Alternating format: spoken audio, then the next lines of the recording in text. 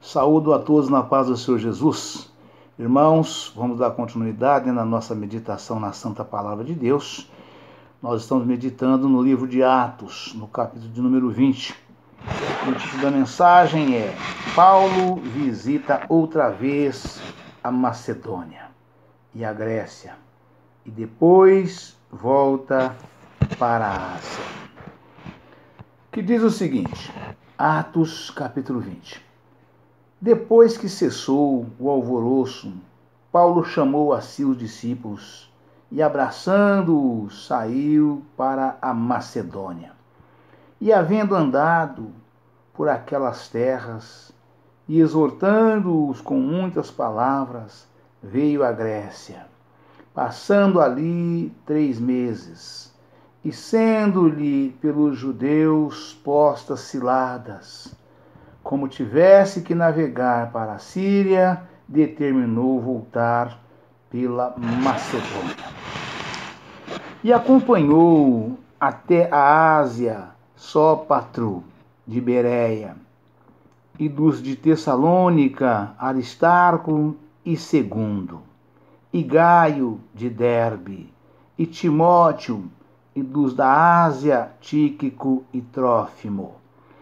Estes, indo adiante, nos esperaram em Troade, e depois dos dias dos pães asmos, navegamos de Filipos, e em 5 dias fomos ter com eles a Troade, onde estivemos 7 dias. No primeiro dia da semana, ajuntando-se os discípulos para partir o pão, Paulo, que havia de partir no dia seguinte, falava com eles, e alargou a prática até a meia-noite. Havia muitas luzes no cenáculo, onde estavam juntos. E estando um certo jovem, por nome Eutico, assentado numa janela, caiu do 3º andar, tomado de um sono profundo que lhe sobreveio durante o extenso discurso de Paulo. E foi levantado morto. Paulo, porém, descendo, inclinou-se sobre ele e, abraçando-o, disse: Não vos turbeis, que a sua alma nele está. Aleluia, Pai, louvado seja Deus. Glória a Jesus. Aleluia, Pai, louvado seja Deus.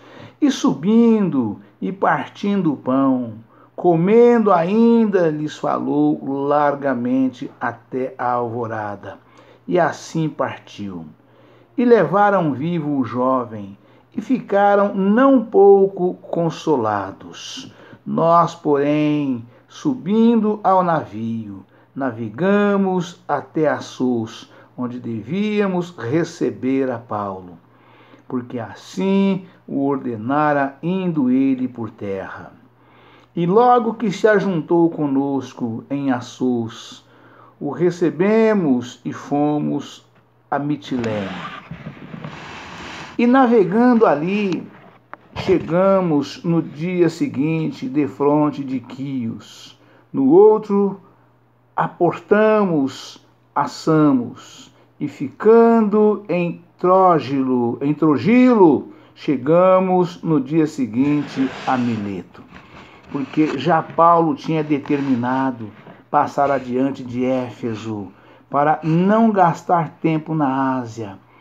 Apressava-se, pois, para estar se lhe fosse possível em Jerusalém no dia de Pentecostes. Aleluia, Pai, louvado seja Deus. O discurso de Paulo aos anciãos da igreja de Éfeso. De Mileto mandou a Éfeso chamar os anciãos da igreja. E logo que chegaram junto dele, disse-lhes: Vós bem sabeis, desde o primeiro dia em que entrei na Ásia, como em todo este tempo me portei no meio de vós, servindo ao Senhor com toda a humildade, e com muitas lágrimas e tentações que pelas ciladas dos judeus me sobrevieram. como nada de útil seja, deixei de vos anunciar e ensinar publicamente e pelas casas, testificando tanto aos judeus como aos gregos a conversão a Deus e a fé em nosso Senhor Jesus Cristo. Aleluia, Pai, louvado seja Deus. E agora, eis que ligado eu pelo Espírito, vou para Jerusalém, não sabendo o que lá me há de acontecer, senão o que o Espírito Santo, de cidade em cidade, me revela, dizendo que me esperam prisões e tribulações. Aleluia, Pai, louvado seja Deus. Mas em nada tenho a minha vida por preciosa, contando que cumpra com alegria a minha carreira e o ministério que recebi do Senhor Jesus, para dar testemunho do Evangelho da graça de Deus. E agora, na verdade, sei que todos vós, por quem passei pregando o reino de Deus, não vereis mais o meu rosto. Portanto, no dia de hoje, vos protesto que estou limpo do sangue de todos, porque nunca deixei de vos anunciar todo o conselho de Deus. Olhai, pois, vós, por todo o rebanho, sobre o que o Espírito Santo vos constituiu bispos, para apacentardes a igreja de Deus, que ele resgatou com seu próprio sangue. Porque eu sei isto, que depois da minha partida entrarão no meio de vós lobos cruéis, que não perdoarão o rebanho, que dentre vós mesmos se levantarão homens que farão coisas perversas, para atraírem os discípulos após si. Aleluia, Pai, louvado seja Deus. Aleluia, Pai. Portanto, vigiai, lembrando-vos de que durante 3 anos não cessei noite e dia de admoestar com lágrimas a cada um de vós. Agora, pois, irmãos, encomendo-vos a Deus e à palavra da sua graça, a Ele que é poderoso para vos edificar e dar herança entre todos os santificados. De ninguém cobicei a prata, nem o ouro, nem a veste. Vós mesmos sabeis que para o que me era necessário, a mim e aos que estão comigo, estas mãos me serviram. Aleluia, Pai, louvado seja Deus. Tenho-vos mostrado em tudo que, trabalhando assim, é necessário auxiliar os enfermos, e recordar as palavras do Senhor Jesus que disse: mais bem-aventurada coisa é dar do que receber. Aleluia, Pai, louvado seja Deus. E havendo dito isto, pôs-se de joelhos e orou com todos eles. Aleluia, Pai, louvado seja Deus. Glória a Jesus. Aleluia, Pai. E levantou-se um grande pranto entre todos, e lançando-se ao pescoço de Paulo, o beijavam, entristecendo-se muito, principalmente pela palavra que dissera, que não veriam mais o seu rosto, e acompanharam-no até ao navio. Amém, irmãos? Aleluia, Pai, louvado seja Deus. Irmãos, vamos já passar direto para as referências, para que nós possamos ter o máximo de aproveitamento aqui de elucidação e entendimento de toda essa palavra que nós estamos lendo e pregando e meditando com os irmãos de Atos, no livro de Atos, do capítulo de número 20, né? Glória a Deus, aleluia. Jesus que diz, com lágrimas, Paulo, com muitas lágrimas, Paulo, em muitas ocasiões, menciona que servia ao Senhor com lágrimas. Versos 31 2 Coríntios, capítulo 2, versículo 4, Filipenses, capítulo 3, versículo 18. Nesse discurso, diante dos anciãos de Éfeso, versos 17 e 38, Paulo refere-se à admoestação que com lágrimas lhes dirigiu durante 3 anos. Verso 31. As lágrimas não resultaram de fraqueza. Pelo contrário, Paulo via a condição perdida da raça humana, da maldade do pecado, a distorção do evangelho e o perigo de rejeitar o Senhor com coisas tão graves, que sua pregação era frequentemente acompanhada de lágrimas. Confira em Marcos, capítulo 9, versículos 24. Lucas, capítulo 19, versículo 41. Nada deixei de vos anunciar. Atos 20, versículo 20. Paulo pregava tudo que era útil ou necessário à salvação de seus ouvintes. O ministro do Evangelho deve ser fiel ao anunciar toda a verdade de Deus à sua congregação. Não deve procurar agradar aos desejos dos ouvintes, nem satisfazer o gosto deles, nem promover sua própria popularidade, mesmo que tiver que falar palavras de repreensão e reprovação, ensinar contrariamente e apresentar conceitos naturais ou pregar padrões bíblicos opostos aos desejos da natureza carnal. O pregador fiel entregará a verdade plena por amor ao rebanho. Exemplo, Gálatas, capítulo 1, versículo 6. Capítulo 10, Gálatas, capítulo 1, versículo 6 ao 10.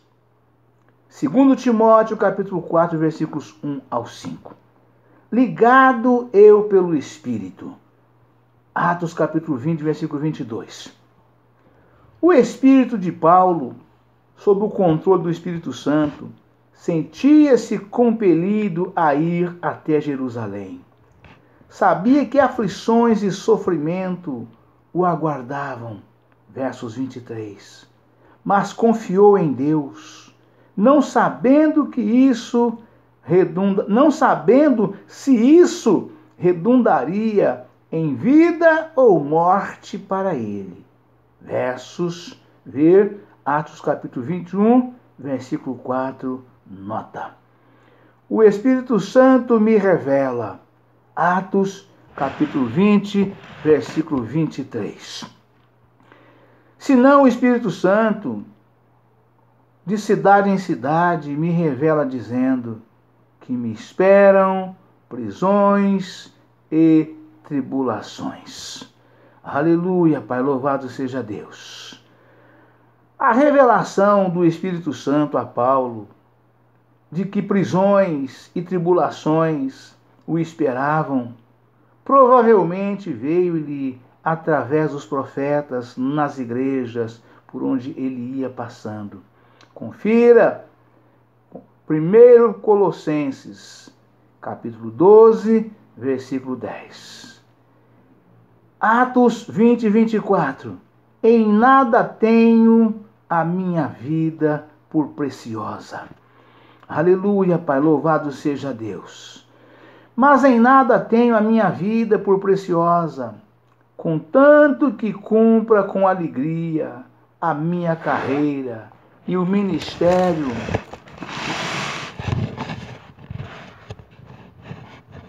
glória a Deus, aleluia, Jesus.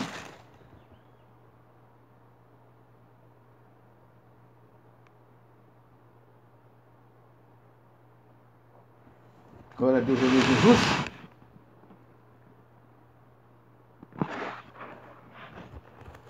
Mas em nada tenho a minha vida por preciosa, contanto que cumpra com alegria a minha carreira e o ministério que recebi do Senhor Jesus, para dar testemunho do Evangelho, da graça de Deus. Aleluia, Pai, louvado seja Deus. Aleluia, Pai. Em nada tenho por preciosa a preocupação principal de Paulo. Não era preservar sua própria vida. O mais importante para ele era cumprir o ministério para o qual Deus o chamara. Seja qual fosse o fim em vista, mesmo em se tratando do sacrifício da sua vida. Ele com alegria iria até ao fim da sua carreira com esta confiança. Cristo será, tanto agora como sempre, engrandecido no meu corpo, seja pela vida, seja pela morte. Filipenses, capítulo 1, versículo 20. Engrandecermos a Cristo estando vivos é fácil entender, mas engrandecê-lo por nossa morte é difícil para todos entender e aceitar. Para Paulo, a vida e o serviço para Cristo são representados como uma carreira ou uma corrida que se deve correr com absoluta fidelidade ao seu Senhor. Confira em Atos 13, capítulo 25. 1 Colossenses, capítulo 9, versículo 24. Aliás, 1 Coríntios, versículo 9, capítulo 9, versículo 24. 2 Timóteo, capítulo 4, versículo 7. Hebreus, capítulo 12, versículo 1. Estou limpo do sangue de todos. Aleluia, Pai. Atos, capítulo 20, versículo 26. Aleluia, Pai. Louvado seja Deus. Aleluia, Pai. Portanto, no dia de hoje, vos protesto que estou limpo do sangue de todos. Porque nunca deixarei de vos anunciar todo o conselho de Deus. Aleluia, Pai. Louvado seja Deus. Estou limpo do sangue de todos.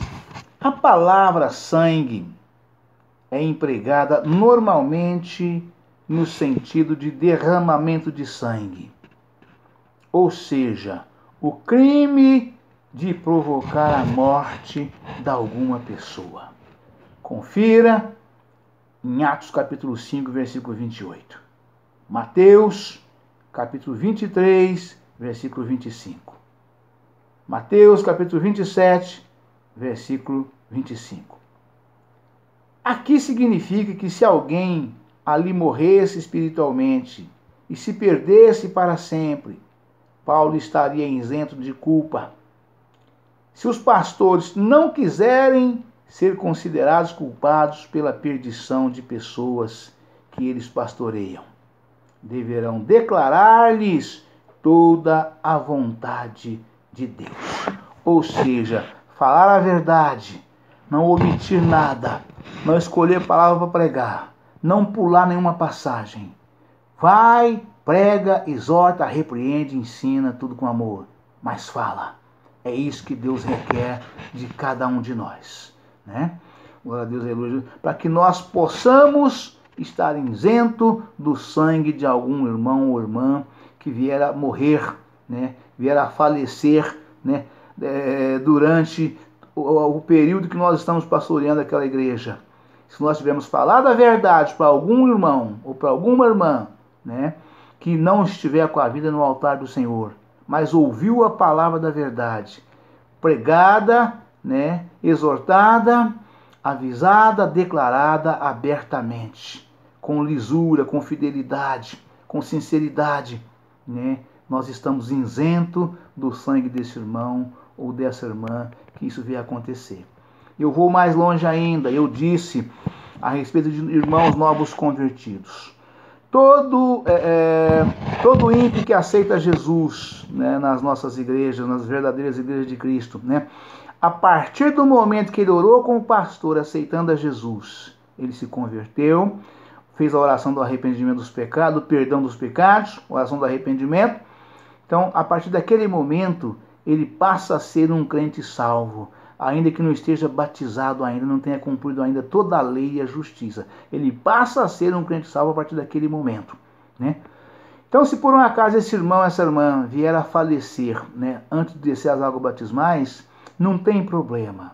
Por isso, porque não deu tempo dele entrar nas águas, dele descer as águas. Porque existe um tempo mínimo e máximo aceitável. Um tempo mínimo tolerável e um tempo máximo aceitável, né? A partir desse momento, ele precisa descer as águas batismais e cumprir toda a lei e a justiça. O próprio Senhor Jesus deu esse exemplo, eu já disse para trás, quando ele foi a João antes de começar o seu ministério, né? Ele estava sendo preparado e capacitado e formando o seu conselho de ministros, né? Ali para poder o servirem, né? Que seriam os 12 apóstolos, né? Nesse momento ele estava ali juntando esse pessoal todo. Ele não tinha nem juntado ainda, né? Nem juntado ainda, né? Ele foi a João para ser batizado, né? E chegando para ser batizado por João, né? Jesus não precisava ser batizado, irmãos. Ele fez isso apenas para nos dar exemplo, né? Para nós aprendermos que nós precisamos cumprir toda a lei e a justiça. Não devemos nos tornar e ficar crente crônico, né, na igreja sem batizar. 1, 2, 3 anos. Né? É muito tempo, irmãos. 3 meses que você aceitou Jesus e está frequentando a sua igreja assiduamente, você já tem que ter aprendido o suficiente para descer as águas batismais, irmãos. É necessário esforçar para isto, para que você esteja... Eu falo muito isso. O homem e a mulher, para descer as águas batismais, necessitam de 4 condições básicas. Né? Primeiramente, estar convertidos. Segundo, estar transformado. Terceiro, estar regenerado. E quarto, liberto. Né? Essas 4 condições têm que estar cumpridas na vida de um homem. Pastor Israel, o que é estar convertido? É você aceitar, é você falar: a partir de hoje eu quero ser um novo homem, uma nova mulher. Eu não quero mais ser, eu estou cansado desta vida errada que eu estou vivendo. A partir de hoje eu vou aceitar Jesus e vou viver uma vida de santificação. E você vai para a igreja, aceita Jesus e naquele momento você se converteu a Cristo. Né? Ser uma pessoa regenerada é você deixar de se resignar ou se indignar, ou se levantar ou se revoltar com as pessoas por toda e qualquer palavra que te agride. Você mesmo sendo agredido por atos e atitudes de palavra dos outros, você tolera. Você passa a ser uma pessoa pacienciosa. Você brigava, não briga mais. Você xingava, não xinga mais. Né? Você agredia, não agride mais. A partir do momento que você passa a agir assim, você é uma pessoa regenerada. Você deixou de praticar os velhos hábitos, os hábitos pecaminosos, os maus hábitos, né? E o que é uma pessoa transformada? Né? É você mostrar para as pessoas, fisicamente, independente de conversar, as pessoas te olhar e falar: puxa vida, quem te viu, quem te vê, hein? Se agora, hein? Puxa vida, né? As roupas decotadas, as roupas transparentes, as roupas coladas, né? As mini saias, as mini blusas, né? Você parar de aparecer publicamente dessa forma, né? Ninguém te vê, nem pessoalmente, nem nas redes sociais.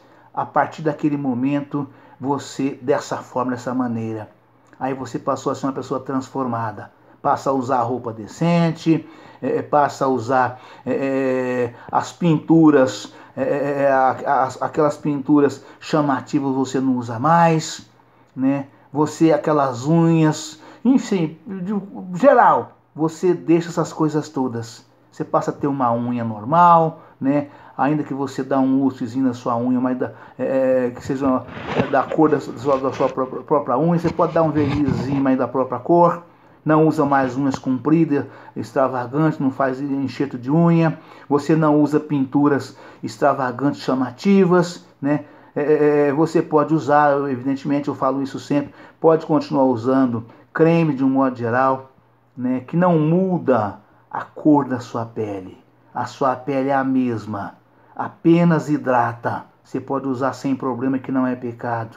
Você pode usar sabonete para tomar seu banho, sabonete que você gosta, pode usar o perfume que você gosta, desde que não seja aquele perfume de forma também exagerada, mas também pode. Você pode usar um creme de cabelo para maciamento dos seus cabelos, preferencialmente que sejam os seus cabelos normais, sem problema nenhum. Tudo isso é aceitável e tolerável e não é pecaminoso, né? E o que é uma pessoa liberta? Eu já falei da pessoa convertida, já falei da pessoa transformada, da pessoa regenerada e da pessoa liberta, da pessoa convertida, regenerada e transformada. Falta agora a sua última condição para descer as águas batismais. Você precisa estar liberto. A pior coisa que tem, os pastores da minha época todos sabem disso, né? Não devemos, em hipótese alguma, batizar um irmão ou uma irmã sem estar completamente liberto. Depois que você batiza um irmão ou uma irmã sem estar liberto, né? Aí depois é a coisa mais difícil para que ele consiga se libertar, né? O que é uma pessoa completamente liberta? Que fumava, não fuma mais, largou de fumar. O que bebia, não bebe mais, deixou de beber. Estou falando de bebidas alcoólicas, né? O que se drogava, não se droga mais, né? Não usa mais droga nenhuma, né? Zero, né? O que se prostitui, o que prostituía, não prostitui mais. O que adulterava, não adultera mais. O que fornicava, não fornica mais, né? Isto é uma pessoa completamente... O que jogava, né? Tanto faz jogo de sorte ou de azar, entenda como quiser, também não pratica mais essas coisas. Isto é uma pessoa completamente liberta. Pessoa que adorava estar num campo de jogo, de futebol, também abandona o futebol, né? E todo tipo de esporte, né? Todo tipo de esporte cavalar, né? A pessoa não pratica mais. O que é esporte cavalar, pastor Israel? É todo tipo de esporte que a pessoa corre o risco de sair com a perna quebrada, sair com o braço quebrado, de ser chutado, ser pisoteado, escorraçado, nocauteado.